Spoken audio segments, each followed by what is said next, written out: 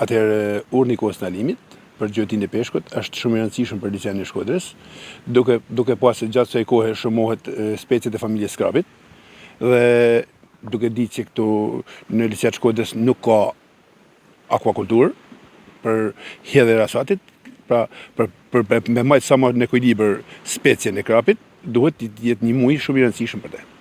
Pra dhe puna e unë duhet të konsistojnë në ndalimin e gjëtisë së kësaj specie. Domthonë, peshkatarët kanë të drejtë të gjujnë vetëm njalen me grepa.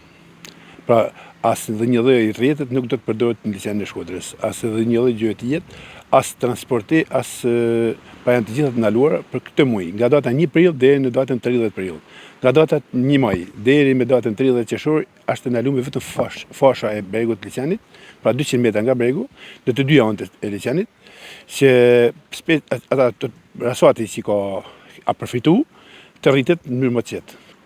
Prandaj unë i bëj thirrje peshkatarëve që janë të organizacionit menaxhimit të peshkimit të mos kryejnë gjëti për krapin. Edhe ata që kanë lënje për me hinë liçen, që janë pajis për me gjyt njalen me grepa, të kenë kujdes. Nuk do me thonë asgjë pse janë pajisën me lënje për njalen. Aty të mos i zehet në bord, të mos i kapet të ushqit peshk, të ushqit specin e krapit, ose të dhënë peshkun e krapit. Se do të përballen ata me sanksionet si i përcakton ligji dhe statuti i organizacionit menaxhimit të peshkimit.